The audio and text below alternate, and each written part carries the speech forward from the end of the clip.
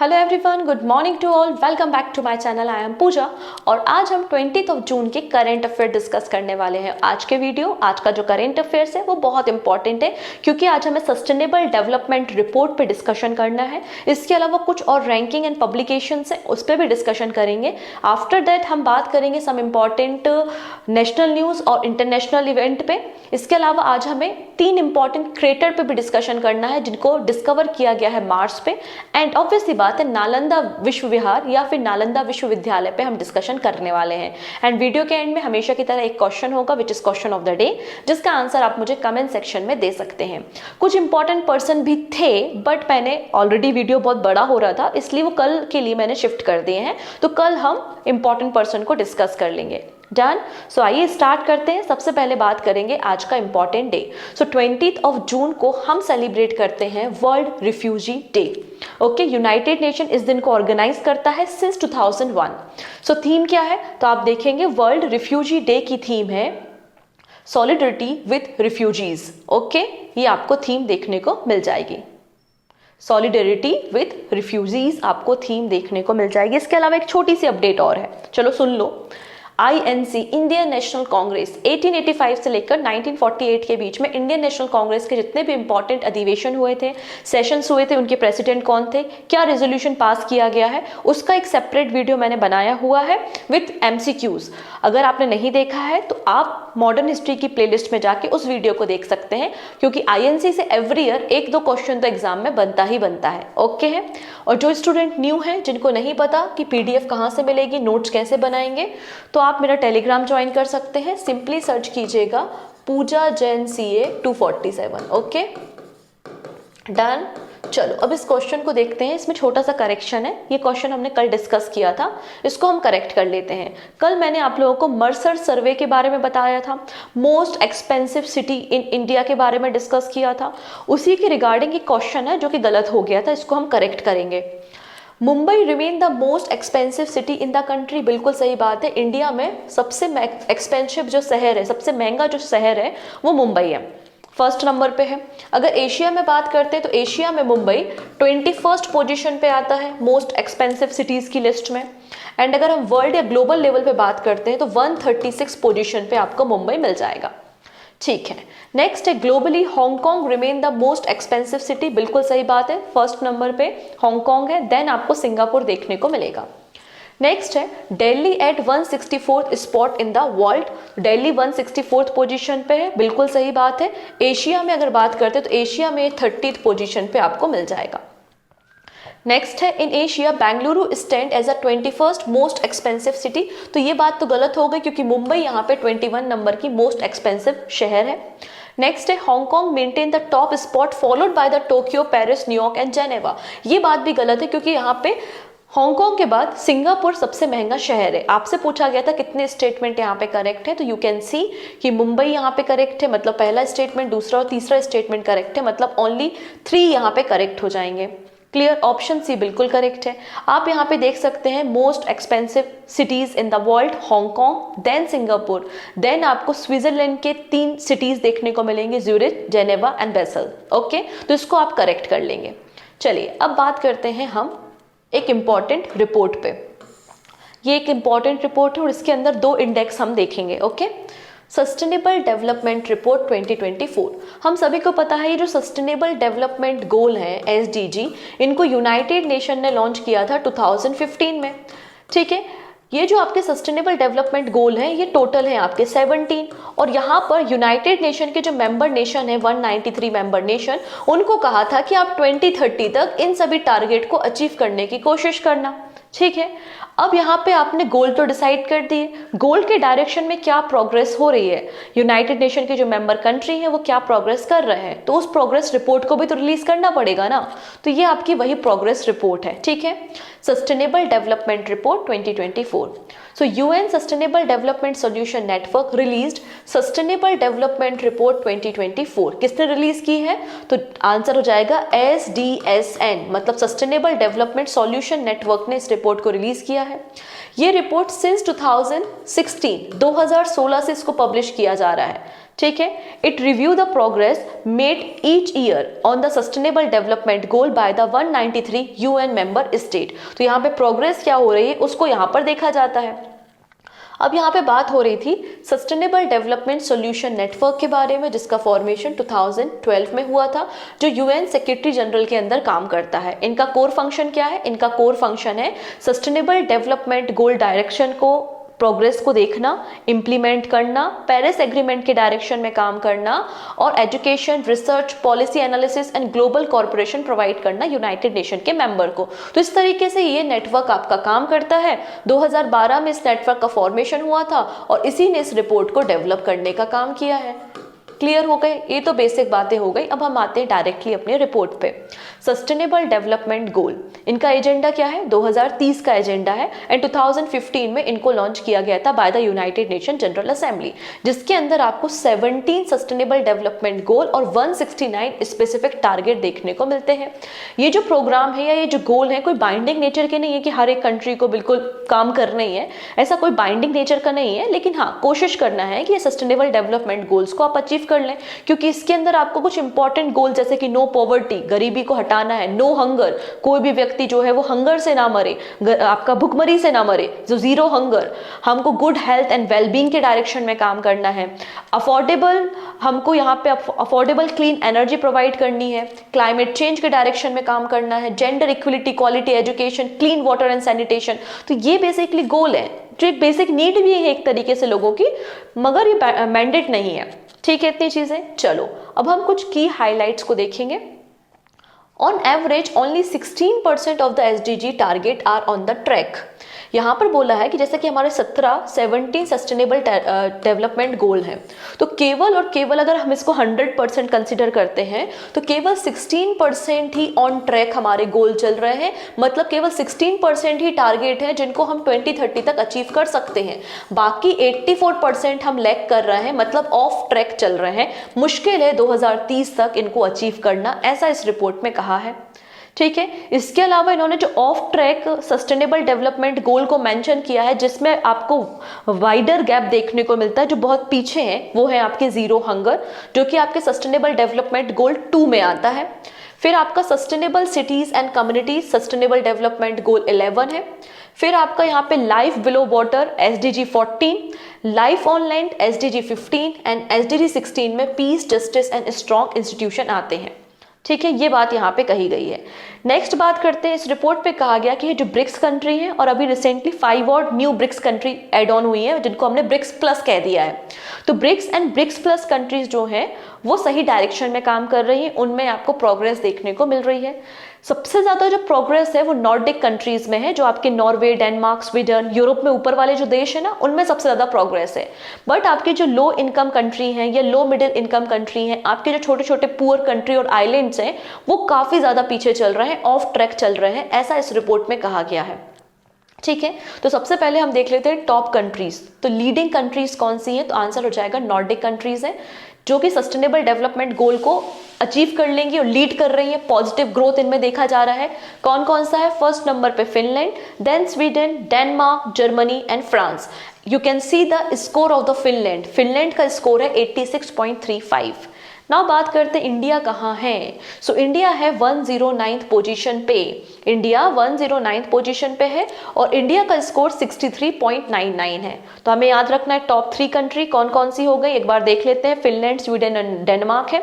India 109th position पे है और इंडिया का स्कोर 63.99 है। And you can see the bottom 3 countries chart, central African Republic and south Sudan. Done, इतनी चीजें आपको पता होनी चाहिए। ओके, नेक्स्ट है, यहाँ पे एक और इंडेक्स रिलीज किया गया है, new index of support to UN based multilateralism.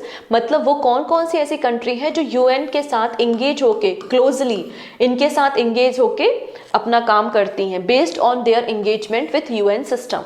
तो आप देखेंगे बारबाडोस यहाँ पे टॉप पर है, हाईएस्ट रैंक है, और यूएसए आपको बॉटम पे देखने को मिलेगा। तो bottom country USA, Somalia and south Sudan है एंड इजराइल भी है।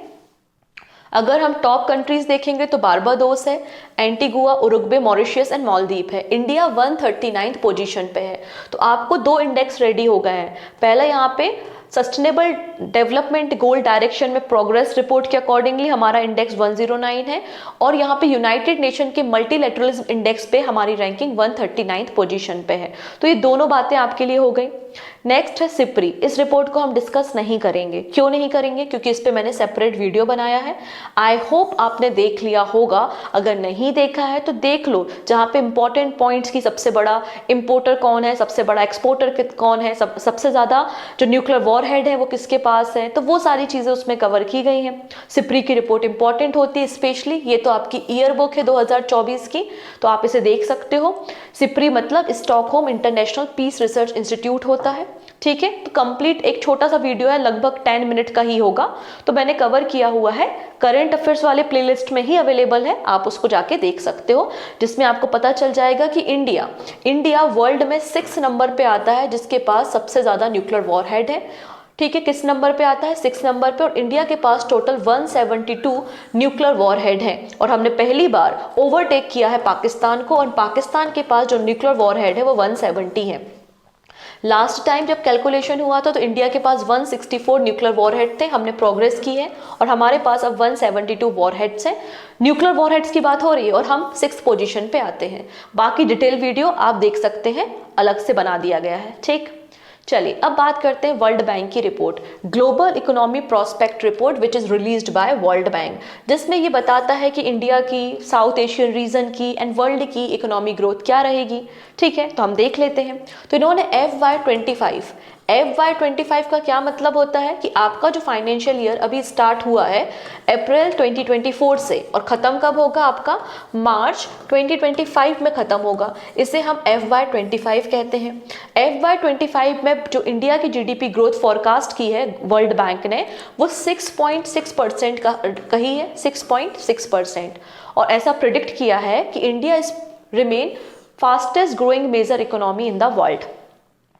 नेक्स्ट बात करते हैं हम वर्ल्ड की जीडीपी ग्रोथ। तो वर्ल्ड के रिस्पेक्ट में कहा है कि FY25 में वर्ल्ड की इकोनॉमिक ग्रोथ 2.6% एस्टिमेट की गई है। तो वर्ल्ड की देख ली हमने और इंडिया की देख ली। नाउ बात करते हैं FY26 और FY27 में भी इन्होंने ग्लोबल ग्रोथ रेट को प्रोजेक्ट किया है, कितना? 2.7%। इसके अलावा इन्फ्लेशन, तो ग्लोबल इन्फ्लेशन इन्होंने एस्टिमेट किया है 3.5%। तो क्या क्या याद रखना है? FY25 में इंडिया 6.6 पर है, ग्लोबल वर्ल्ड किस नंबर पे है? तो वर्ल्ड आ जाएगा आपका 2.6% पे, राइट। इन्फ्लेशन 3.5% है और FY26-27 में ये 2.7% है। बस इतनी बातें तो याद रखनी होती है, काम हो गया, ठीक है। चलो नेक्स्ट है Times Higher Education Impact Ranking 2024। Basically जो हमारे सस्टेनेबल डेवलपमेंट गोल अभी हमने देखे थे उसमें है कि आपको best quality education, affordable price पे एजुकेशन प्रोवाइड करनी है। तो जो भी यूनिवर्सिटी सस्टेनेबल डेवलपमेंट गोल डायरेक्शन में काम करती है, तो बेसिकली उन यूनिवर्सिटीज़ की रैंकिंग यहाँ पे की गई है, ठीक है। तो आप देख सकते हैं जो टॉप यूनिवर्सिटीज़ है, वेस्टर्न सिडनी यूनिवर्सिटी जो कि ऑस्ट्रेलिया की है, वो आपको टॉप पर मिलेगी।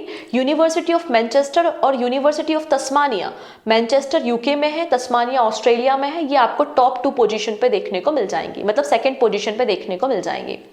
अभी हम इंडिया के रिस्पेक्ट में थोड़ी सी बात कर लेते हैं। जैसा कि मैंने कहा ये रैंकिंग कैसे पब्लिश की गई है, तो यहाँ पर जो मल्टीपल आपके यूनाइटेड नेशन के SDG हैं उनको रिफ्लेक्ट किया गया है और ओवरऑल परफॉर्मेंस यहाँ पर चेक की गई है। टोटल 2152 यूनिवर्सिटीज़ की रैंकिंग की गई है आउट ऑफ 125 कंट्रीज। 125 कंट्रीज़ की यूनिवर्सिटीज़ को यहाँ पे इंक्लूड किया गया है। अब खास बात क्या है कि India become the most representative nation in the university impact Ranking 2024। तो यहाँ पर जो टाइम्स हायर एजुकेशन ने यूनिवर्सिटी इम्पैक्ट रैंकिंग को पब्लिश किया है, इसमें सबसे ज़्यादा जो रिप्रेजेंटेशन है वो इंडियन यूनिवर्सिटी का है, वो भी 96, followed by the Turkey and Pakistan, ठीक है। तो इंडिया में टॉप पर कौन है? अमृता विश्व विद्यापीठम कोयम्बतूर तमिलनाडु में जो हमारी यूनिवर्सिटी है वो इंडिया में टॉप पर है और ग्लोबल रैंकिंग इसकी 81st पोजीशन पे आपको मिल जाएगी। You can see the top 5 Indian institute, but हमको टॉप 5 याद नहीं रखने, आप कोयम्बतूर तमिलनाडु की यूनिवर्सिटी याद रख लीजिए, बस आपका काम हो जाएगा, ठीक है। चलो next, QS best student cities 2025।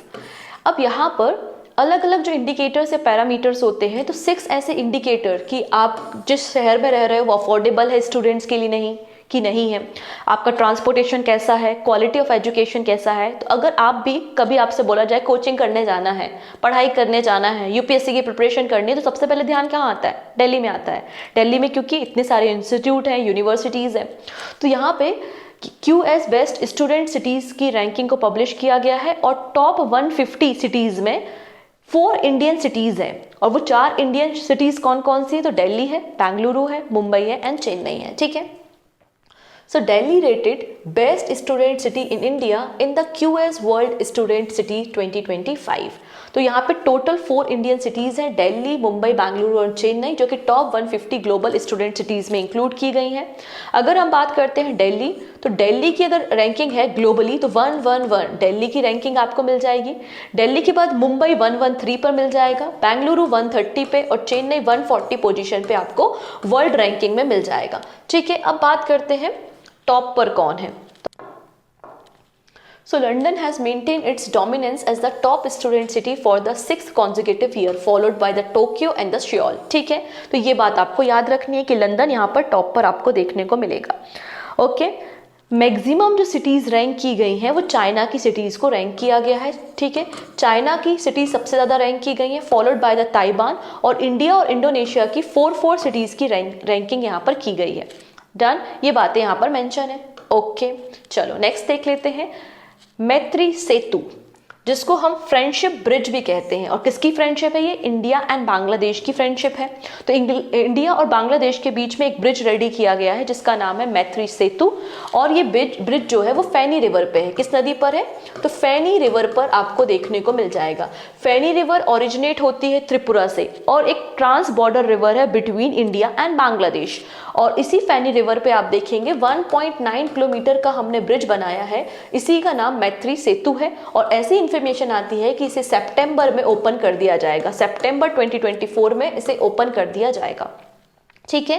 ये जो 1.9 किलोमीटर का ब्रिज है ये सबरूम इन त्रिपुरा से रामगढ़ बांग्लादेश को कनेक्ट करने का काम करता है। जिससे हमारा क्या फ़ायदा होगा? इससे हमारा फ़ायदा होगा कि नॉर्थ ईस्टर्न स्टेट के साथ और बे ऑफ बंगाल के साथ कनेक्टिविटी इंप्रूव हो जाएगी। इसका कंस्ट्रक्शन किसने किया है? तो इस ब्रिज का construction national highway and infrastructure development corporation limited ने इसका कंस्ट्रक्शन किया है। ये जो कंपनी है इस ब्रिज को मेंटेन करेगी और इसका डेवलपमेंट किया है। Ministry of road transport and highway के अंदर ऑपरेट होने वाली एजेंसी आपको ये देखने को मिल जाएगी। चलिए अब बात करेंगे दिव्य दृष्टि के बारे में। ओके। महाभारत देखिए क्या? उसमें होता है ना कि यार महाभारत में कुरुक्षेत्र में युद्ध हो रहा है और दिव्य दृष्टि से उसको देखा जा रहा है, तो वो दिव्य दृष्टि याद है? तो उसी के बारे में हम बात कर रहे हैं। ऐसा ही कुछ है क्या? नहीं, ऐसा कुछ नहीं है। तो दिव्य दृष्टि एक AI टूल है। ठीक है। बेसिकली इसका इस्तेमाल पर्सनल आइडेंटिफिकेशन के लिए होगा, मतलब बायोमेट्रिक हो गया, आपका स्केलेटन, आपका फेशियल एक्सप्रेशन, आपके रेटिनाज हो गए, आपकी चाल हो गई, इन सब पे आपका यहाँ पे आइडेंटिफिकेशन किया जाएगा। तो अलग अलग जो हमारे एजेंसीज हैं, डिफेंस एजेंसीज हो गई, या फिर आप कह सकते हैं जो इंफ्रास्ट्रक्चर प्रोजेक्ट हैं, बिल्डिंग्स हैं, उनमें इसको इंस्टॉल किया जाएगा जिससे हमारे फ्रॉड बचेंगे और हम सिक्योरिटी को इन्हांस कर पाएंगे। तो इस तरीके से दिव्य दृष्टि को लॉन्च किया गया है। तो यहाँ पर आप देखेंगे a women lead startup developed Divya दृष्टि, अ AI tool for the personal identification under a technology development fund. तो टेक्नोलॉजी डेवलपमेंट फंड के अंदर इसको रेडी किया गया है। तो ये टेक्नोलॉजी डेवलपमेंट फंड एक फ्लैगशिप स्कीम है जिसको एग्जीक्यूट करता है DRDO। इसको एग्जीक्यूट कौन करता है? DRDO करता है। तो कोई भी ऐसे स्टार्टअप जो कि डेवलपमेंट करते हैं उनको फंडिंग प्रोवाइड की जाती है, राइट। तो AI टूल दिव्य दृष्टि क्या है? ये जैसा कि मैंने बताया पर्सनल आइडेंटिफिकेशन करने का काम करेगा। इसको डेवलप किसने किया है? तो आप देखेंगे indigenous research solution private limited, जो कि एक वुमेन लेड स्टार्टअप है और जिसको हेड करती है शिवानी वर्मा। इन्होंने ही दिव्य दृष्टि टूल को रेडी किया है। इससे क्या होगा? बायोमेट्रिक ऑथेंटिकेशन टेक्नोलॉजी में एडवांसमेंट आएगा। ठीक है। एक्यूरेसी इंक्रीज होगी, रिलायबिलिटी इंप्रूव होगी, फ्रॉड के चांसेस कम हो जाएंगे और इसको defence, law enforcement, corporate and public infrastructures में इंस्टॉल किया जाएगा। अब कोई भी स्टार्टअप ऐसे ही तो कोई टूल नहीं बना लेता, कोई ना कोई तो उसको मेंटोर करेगा, सपोर्ट करेगा। तो बिल्कुल हाँ, the AI tool has been developed under the technical guidance and mentoring of the Centre for Artificial Intelligence and Robotics, a laboratory of DRDO। तो DRDO की लेबोरेटरी ने बेसिकली इनको सपोर्ट किया है, जिसके बाद उन्होंने दिव्य दृष्टि को रेडी किया है। चलिए अब बात कर लेते हैं यहाँ पर डिजिटल हेल्थ इंसेंटिव स्कीम के बारे में। तो एक और क्वेश्चन है आप लोगों के लिए। क्वेश्चन ये है, आप मुझे बताइए आयुष्मान भारत इनिशिएटिव को कब लॉन्च किया गया था, इन विच ईयर। अगर आपको ऑप्शन चाहिए तो मैं ऑप्शन भी आपको प्रोवाइड कर सकती हूँ। 2017, 2018, 2020 एंड 2021। आयुष्मान भारत इनिशिएटिव को कब लॉन्च किया गया था, आप मुझे आंसर देंगे कमेंट सेक्शन में। ये पहला क्वेश्चन है। तो अभी हम बात कर रहे हैं डिजिटल हेल्थ इंसेंटिव स्कीम के बारे में। ये स्कीम लॉन्च की गई थी कब, 2023 में, जनवरी 2023 में इस स्कीम को लॉन्च किया गया था under the Ayushman Bharat digital mission. ठीक है, अभी इसको 1 साल का एक्सटेंशन मिला है, मतलब अब ये स्कीम वैलिड कब तक है, तो आप देख सकते हैं अब ये स्कीम 30 जून 2025 तक आपको वैलिड देखने को मिल जाएगी। क्लियर है इतनी चीजें। तो central government has given a year long extension to the digital health incentive scheme. ठीक है, ये जो स्कीम है इसमें क्या होगा, जो हमारे पेशेंट होते हैं उनका डिजिटल रिकॉर्ड मेंटेन किया जाएगा और इस डिजिटल रिकॉर्ड को लिंक किया जाएगा Ayushman Bharat digital health account से। तो बेसिकली यहाँ पे जो आपके हेल्थ क्लिनिक होते हैं, हॉस्पिटल्स होते हैं, वो इसमें क्या कर सकते हैं, इनरोल कर सकते हैं और एज अ कह सकते हो कि एज अ बेनिफिशियरी काम कर सकते हैं। तो आपको क्या करना है, इन हॉस्पिटल क्लिनिक को क्या करना है, जो पेशेंट्स हैं उनके रिकॉर्ड को डिजिटली मेंटेन करना है और डिजिटली रिकॉर्ड को मेंटेन करने के बाद इन हॉस्पिटल्स को Ayushman Bharat digital health account से उन पेशेंट के अकाउंट को लिंक करना है, मतलब डिजिटल रिकॉर्ड को लिंक करना है। तो जो हॉस्पिटल, जो क्लिनिक सबसे ज्यादा लिंक करेगा उनको इंसेंटिव मिलेगा। तो अप टू 4 करोड़ रुपीस का इंसेंटिव इसमें प्रोवाइड किया जाएगा इस स्कीम में, और इसलिए इसको यहाँ पर 1 साल का एक्सटेंशन मिला है। Digital health incentive scheme is a national initiative by the national health authority aimed at the promoting the adoption of digital health practice in India। तो बेसिकली इसका टारगेट हमें क्लियर है। इसमें कोई भी हेल्थ केयर प्रोवाइडर एलिजिबल है और वो पार्टिसिपेट कर सकता है। पार्टिसिपेट करने के लिए आपको यहाँ पे HFR, जो आपका आयुष्मान भारत डिजिटल मिशन का एक और टूल है जिसका नाम है हेल्थ फैसिलिटी रजिस्ट्री, तो इसमें जो भी हॉस्पिटल और क्लिनिक होते हैं उसको रजिस्टर कराना होता है। तो आप यहाँ पे रजिस्टर करके पार्टिसिपेट कर सकते हो। बस आपको करना क्या है, आपको डिजिटल हेल्थ रिकॉर्ड मेंटेन करना है और उसको लिंक करना है आयुष्मान भारत हेल्थ अकाउंट या आभा नंबर से। ठीक है, जिसके बदले आपको इंसेंटिव प्रोवाइड किया जाएगा और अप टू 4 करोड़ रुपीस तक का इंसेंटिव यहाँ पर है। चलिए नेक्स्ट है, PM Modi to lead 10th international day of yoga celebration in Srinagar. आप यहाँ पे PIB का डेटा देख रहे हैं। इसमें लिखा हुआ है कि 20 और 21 जून को प्राइम मिनिस्टर नरेंद्र मोदी कहाँ पर होंगे, जम्मू एंड कश्मीर में होंगे। एंड 21 जून को हम 10th एडिशन सेलिब्रेट करने वाले हैं हमारा इंटरनेशनल डे ऑफ योगा का, जिसकी थीम क्या है, yoga for self and society. तो श्रीनगर में से ऑर्गेनाइज किया जाएगा और इसको हेड कौन करेंगे, प्राइम मिनिस्टर नरेंद्र मोदी करेंगे। इसके अलावा जो यूनियन आयुष मिनिस्टर है प्रताप राव जाधव, उन्होंने एक कॉमन योगा प्रोटोकॉल बुक को लॉन्च किया है जो कि ब्रेल स्क्रिप्ट में है, मतलब जो ब्लाइंड पर्सन है वो भी यहाँ पे योगा की प्रैक्टिस कर सकते हैं। अब इसरो ने भी कुछ किया है, तो इंडियन स्पेस रिसर्च ऑर्गेनाइजेशन ने भी एक यूनिक इनिशिएटिव लॉन्च किया है, योगा फॉर स्पेस। ठीक है, जिसमें सभी के सभी इसरो के साइंटिस्ट पार्टिसिपेट करेंगे और योगा को परफॉर्म करेंगे। इंटरनेशनल योगा डे को पहली बार हमने 2015 में सेलिब्रेट किया था और 2014 में यूनाइटेड नेशन ने इस रेजोल्यूशन को पास किया था। चलिए अब बात करते हैं, marine product export development authority का एक डेटा पब्लिश हुआ है। इस डेटा में बताया गया है कि 2023-24 में हमारा सी फूड का एक्सपोर्ट कितना था। So India export record 17,81,600 metric ton of the sea food in 23-24। ये अभी तक का ऑल टाइम हाई आपको देखने को मिलेगा according to the marine product export development authority. अगर इन द टर्म्स ऑफ, ये तो हमने क्वांटिटी की बात की कि हमने कितनी क्वांटिटी यहाँ पे एक्सपोर्ट की है, तो लगभग 17 लाख मेट्रिक टन हमने सी फूड को एक्सपोर्ट किया है। अगर इन द टर्म्स ऑफ हम वैल्यू बात करते हैं तो in the terms of value आप देखेंगे हमने $7.38 बिलियन का एक्सपोर्ट किया है सी फूड, जबकि हमारा टारगेट $9.1 बिलियन का था, हम थोड़ा सा पीछे रह गए। ठीक है, अगर आप देखेंगे सबसे बड़ा एक्सपोर्ट मार्केट कौन सा है सी फूड के लिए, तो यूएसए, एंड देन आप देखोगे कि चाइना हो गया, जापान हो गया, ये सब सबसे बड़े एक्सपोर्ट देखने को मिलेंगे जहां पर हम अपने सी फूड को एक्सपोर्ट करते हैं। और यहाँ पे अब सी फूड के अंदर तो कई सारे आइटम्स आते हैं, तो जो सबसे ज्यादा एक्सपोर्ट आइटम है आप देख सकते हो वो फ्रोजन श्रिम्प है, झींगा है। ठीक है, तो आप देखेंगे सबसे बड़े पार्टनर हमारे एक्सपोर्ट के यूएसए, चाइना और जापान है, जहां पे हमने सबसे ज्यादा एक्सपोर्ट किया है अपना सी फूड। अब यहाँ पे बात हो रही है marine product export development authority के बारे में। ये जो अथॉरिटी, इसका फॉर्मेशन 1972 में हुआ था और ये बॉडी आपकी ministry of commerce and industry के अंदर काम करती है, जिसका हेडक्वार्टर कोची, केरला में आपको देखने को मिल जाएगा। चलिए नेक्स्ट बात कर लेते हैं हम। आपको यहाँ पर ही ब्रोंज स्टैचू देखने को मिल रहा है। ठीक है, कांसे से बना हुआ आपका एक स्टैचू है। किसका स्टैचू है, तो आप लोग जब साउथ इंडिया के इतिहास को पढ़ते हैं और भक्ति मूवमेंट को डिस्कस करते हैं तो भक्ति मूवमेंट में आपने अलवर संतों के बारे में सुना होगा कि टोटल 12 अलवर संत होते हैं। ठीक है, और ये जो संत होते हैं ये विष्णु के डिवोटी होते हैं, विष्णु के उपासक आपको देखने को मिल जाएंगे।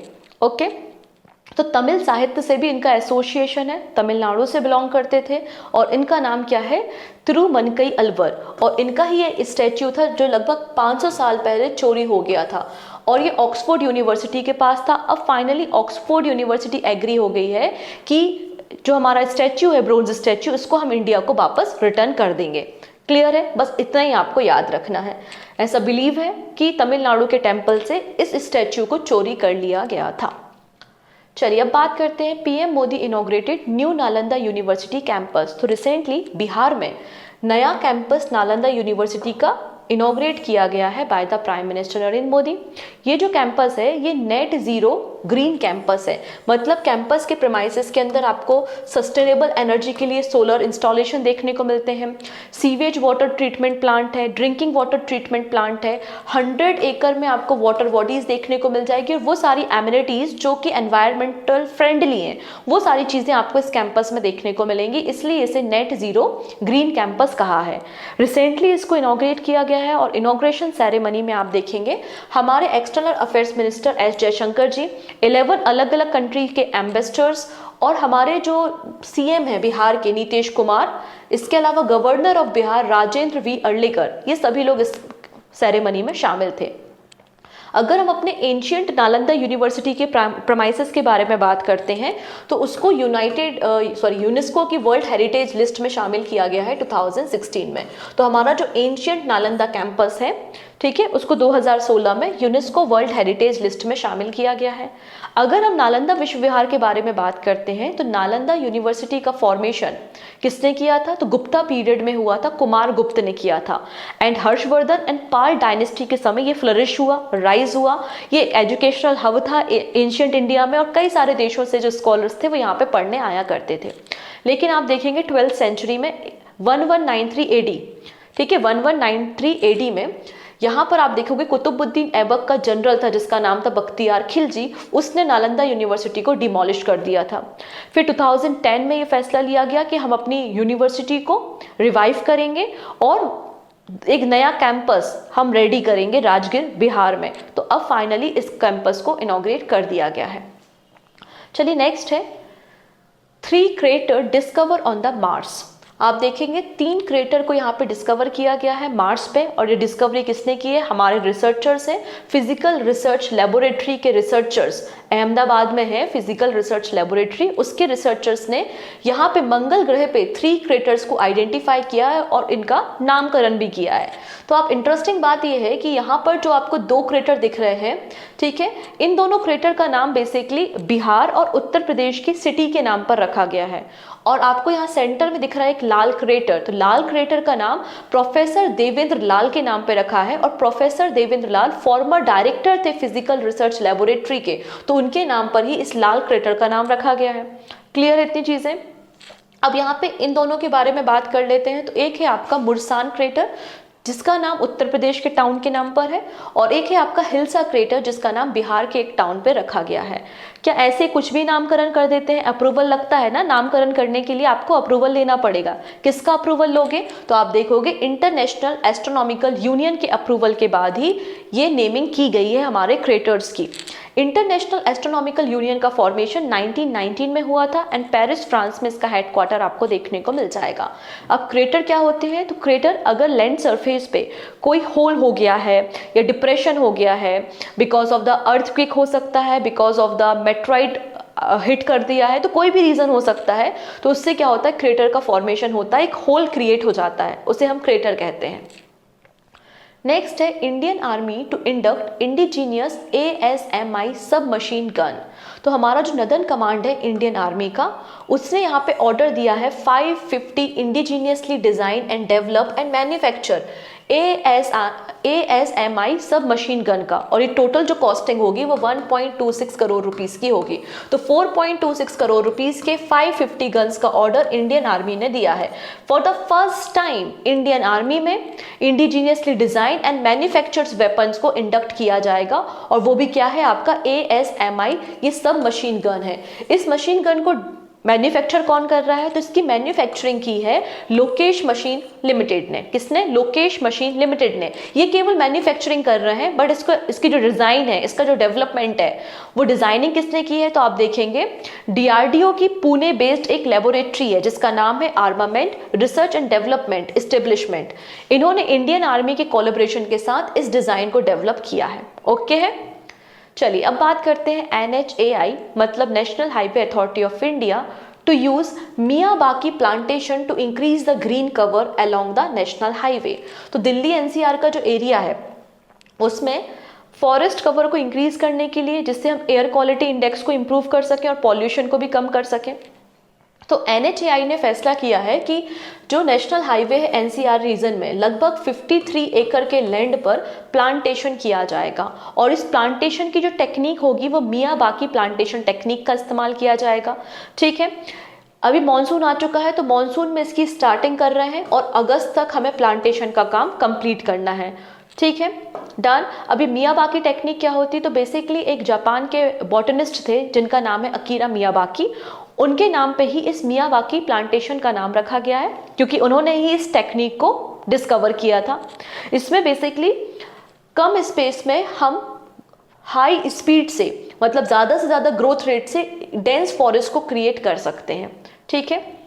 अगर हम NHAI के बारे में बात करें, मतलब national highway authority of India, ये आपकी एक स्टैच्यूटरी बॉडी है। स्टैच्यूटरी बॉडी क्यों कहा? क्योंकि इसके लिए हमने एक NHAI एक्ट 1988 को पास किया था, और NHAI ने अपनी फंक्शनिंग 1995 में स्टार्ट हुई थी।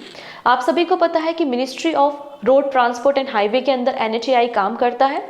NHAI के जो चेयरमैन है वो संतोष कुमार यादव हैं, और मिनिस्ट्री किसके पास है? नितिन गडकरी जी के पास आपको मिनिस्ट्री देखने को मिल जाएगी। So this is your second question. पहला क्वेश्चन मैंने आपसे पूछा था आयुष्मान भारत स्कीम को इंडिया में कब रन किया गया, कब स्टार्ट किया गया, लॉन्चिंग डेट आपको बतानी है, and this is your second question. इन दोनों क्वेश्चंस के आंसर आप मुझे कमेंट सेक्शन में प्रोवाइड कर सकते हो। ओके, सो आई होप आपको सारे करेंट अफेयर्स समझ में आ गए होंगे, एंड सिप्री की रिपोर्ट आप सेपरेट वीडियो में जाके देख सकते हो। बाकी सारी बातें हम नेक्स्ट वीडियो में डिस्कस करते हैं। Take care.